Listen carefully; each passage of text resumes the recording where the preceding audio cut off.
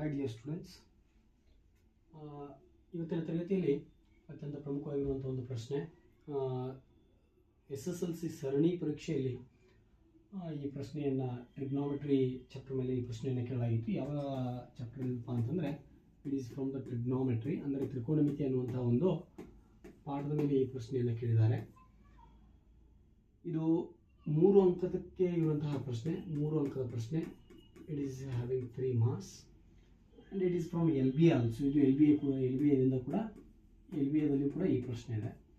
ನೀವು ಇಲ್ಲಿ ಅಬ್ಸರ್ವ್ ಮಾಡ್ಬೋದು, they have asked 1 plus sin A divided by cos A minus cos A divided by 1 plus sin A is equal to 2 tan A ಅಂತ ಹೇಳಿ ನಾವು ಇಲ್ಲಿ prove ಮಾಡಬೇಕು. Now I have taken a LHS, that is 1 plus sin A divided by cos A minus cos A divided by 1 plus sin A. Now the next step is ಇದು ಮತ್ತು ಇದರದ್ದು LCM ಅನ್ನು ತೆಗೆದುಕೊಳ್ಳಬೇಕು. That is cos A into 1 plus sin A. Once if you take the LCM cos A divided into 1 plus sin A, ನಾವು ಒಂದ್ಸಲ ಲಸಾವನ್ನು ತೆಗೆದುಕೊಂಡ್ರೆ ಇಲ್ಲಿ cos A ಇದೆ, ಹೀಗಾಗಿ 1 plus sin A ಗೆ 1 plus sin A ಮಲ್ಟಿಪ್ಲೈ ಆಗಿ 1 plus sin A whole square ಆಗುತ್ತೆ. ಇಲ್ಲಿ ಯಾವುದು ಮಲ್ಟಿಪ್ಲೈ ಆಗುತ್ತಪ್ಪ ಅಂತಂದರೆ 1 plus sin A ಮಲ್ಟಿಪ್ಲೈ ಆಗುತ್ತೆ, 1 plus sin A whole square ಆಗುತ್ತೆ. ಮೈನಸ್ ಇಲ್ಲಿ 1 plus sin A ಇದೆ, LCM ಅಲ್ಲಿ cos A ಇಲ್ಲದೆ ಇರೋ ಕಾರಣಕ್ಕಾಗಿ ಇಲ್ಲಿ cos A ಮಲ್ಟಿಪ್ಲೈ ಆಗಿ cos ಸ್ಕ್ವೇರ್ A ಆಗುತ್ತೆ. This will be cos A multiply ಆಗಿ cos ಸ್ಕ್ವೇರ್ A ಆಗುತ್ತೆ. What is the next step? 1 plus sin A whole square, it is in the form of A plus B whole square. What is A plus B whole square? A square plus B square plus 2AB. In the place of A 1 ಇದೆ, therefore it is 1 square plus B square ಅಂತಂದರೆ sin square A plus 2AB ಅಂತಂದರೆ 2 sin A. 2 into 1 into sin A is 2 sin A minus cos square A as it is, minus cos square A as it is, whole divided by, what is the LCM already we have taken. Now LCM ಅನ್ನು ತೆಗೆದುಕೊಂಡಿದ್ದೀವಿ, ಅದು ಯಾವುದು cos A into 1 plus sin A.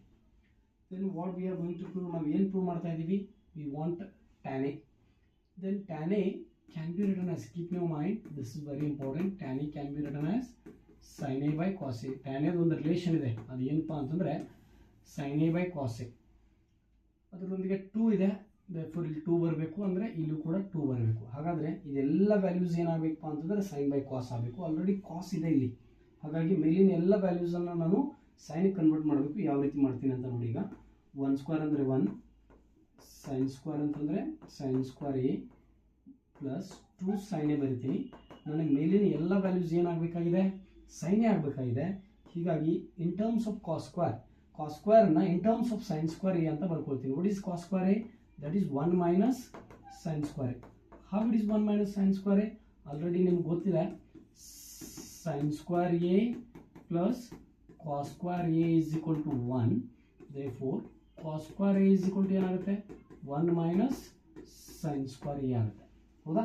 ಹೀಗಾಗಿ that I have written as 1 minus sin square A whole divided by, that is cos A. ಇದನ್ನಂತೂ as it is ಬರೀ, ಯಾವುದೇ ಕಾರಣಕ್ಕೂ cos A ಅನ್ನು 1 plus sin A ಜೊತೆಗೆ ಮಲ್ಟಿಪ್ಲೈ ಮಾಡಿಕೊಡೋದು. ಮಾಡಿದರೆ ಏನಾಗುತ್ತೆ, cos A ಅನ್ನೋದು ಹೋಗಿಬಿಡುತ್ತೆ. therefore ನಮಗೆ ಆನ್ಸರ್ ಬರದೇ ಇರ್ಬೋದು ಅಥವಾ ಒಂದು ಸ್ವಲ್ಪ ಕಠಿಣ ಆಗ್ಬೋದು. 1 plus sin square A ಅನ್ನು ಬರೀರಿ, 1 plus sin square A plus 2 sin A ಅನ್ನು ಬರೀರಿ, plus 2 sin A. How it is you see here, minus into plus is minus 1. Here plus will be there, nothing is a means.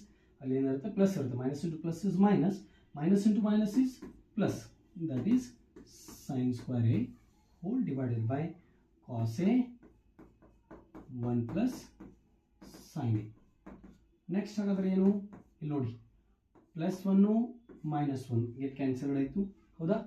Then here sin square A plus sin square A, that will be 2 sin square A and this one plus 2 sin A.